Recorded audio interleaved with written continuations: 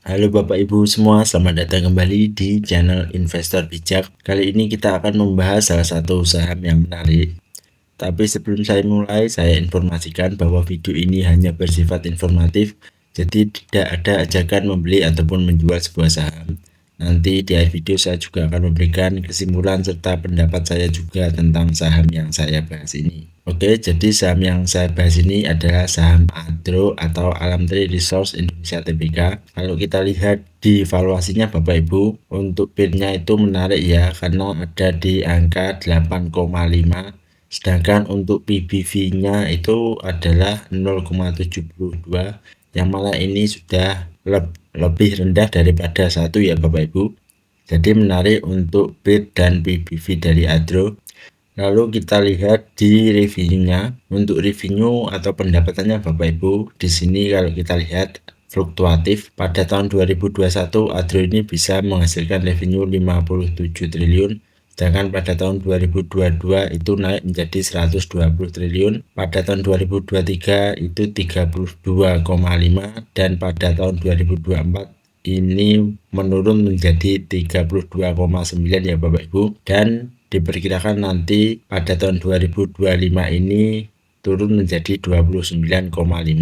Tapi kalau kita lihat di sini revenue-nya memang turun tidak terlalu signifikan. Tapi kita lanjut dulu di EPS atau earning per share-nya. Kalau kita lihat EPS-nya tahun 2021 Adro ini ada di angka 454, sedangkan pada tahun 2002 itu ada di 1261. Lalu pada tahun 2023 itu menurun menjadi 851, dan pada tahun 2024 ini menurun menjadi 744 ya Bapak Ibu. Lalu diperkirakan pada tahun 2025 sekarang ini menurun menjadi 224. Kalau kita lihat dari tahun 2024 dan tahun 2025 ini penurunannya memang cukup signifikan, karena lebih dari 50%.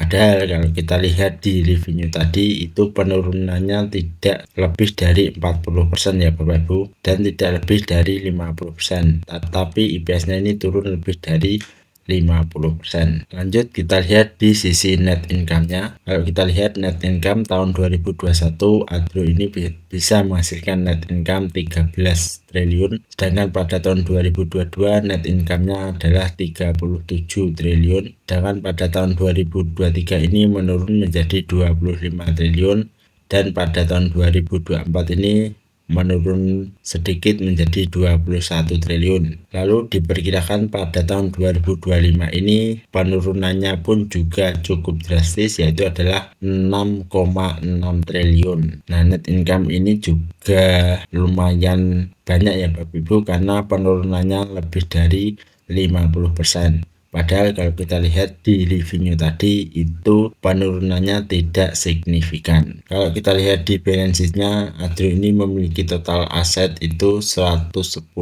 triliun ya Bapak Ibu, dan untuk liabilities-nya atau hutangnya itu hanya 24 triliun. Artinya Adro ini bisa mempunyai hutang ini sekitar 25% dari total asetnya. Lanjut kalau kita lihat di cash flow, untuk cash flow dari Adro ini juga menarik karena dia memiliki free cash flow itu sebesar 1,5 triliun. Lanjut kita lihat di sisi dividennya. Untuk dividen dari Adro sendiri Bapak Ibu, sebenarnya ini masih anomali ya. Tetapi kalau kita lihat di dividen yield-nya rata-rata itu kurang lebih sekitar 7%-an ya Bapak Ibu. Kenapa demikian? Ya karena Adro ini biasanya membagikan dividen itu 2 kali ya Bapak Ibu. Terlihat di sini tahun 2022 itu ada 2 kali, sedangkan tahun 2023 ini 3 kali, dan tahun 2024 ini ada 2 kali pembagian dividen. Kalau kita asumsikan misalnya dividen dari Adro ini adalah 150 Bapak Ibu ya. Kita ambil saja dividennya 150 atau mungkin 100. Kalau dividen interimnya Adro nanti itu 100, maka cara menghitungnya begini. 100 dibagi harga saham saat ini. Harga sahamnya adalah 1.910 dikalikan 100%, maka kita bisa mendapatkan dividen yield itu sekitar 5,7. kalau kita berasumsi dividen dari Adro itu 150, maka dibagi harga saham saat ini dan dikalikan 100, kita bisa mendapatkan dividen yield itu sekitar 7,8%. Jadi saya rasa ini menarik untuk dividen dari Adro. Tapi ini hanya asumsi ya Bapak Ibu, karena kalau kita lihat tadi memang di laporan keuangan atau net income-nya Adro ini memang turun drastis sekali. Nah, bagaimana dengan pendapat analis?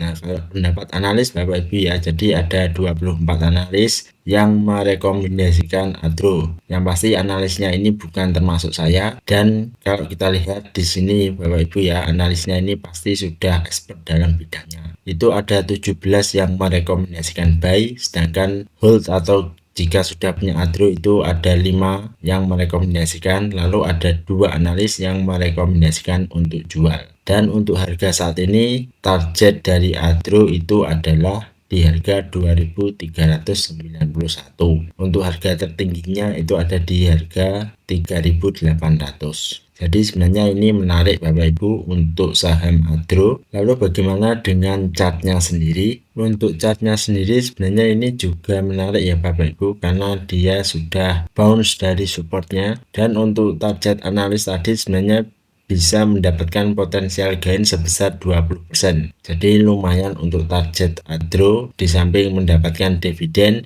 itu nanti bisa mendapatkan capital gain sebesar 20%-an. Lalu bagaimana jika membeli di harga sekarang dan sahamnya turun? Nah, kalau soal itu nanti bisa saja Bapak Ibu ya, bisa dianalisa lagi, asalkan dia tidak turun kurang dari 1.600, saya rasa ini masih menarik untuk memiliki saham Adro. Kecuali kalau memang laporan keuangannya tadi itu benar-benar buruk, maka resiko investor itu adalah cut loss. Tapi jika memang masih ada potensi, ya saya rasa tidak masalah untuk memiliki saham Adro ini. Nah, untuk ini Bapak Ibu ya, sebenarnya ini adalah tanda saya sendiri, jadi ini bukan sebuah rekomendasi dan bukan merupakan sebuah ajakan untuk membeli sebuah saham. Oke, sekarang kita masuk di sisi kesimpulan. Nah, untuk kesimpulannya Bapak Ibu, yang pertama adalah PBV dari Adro ini menarik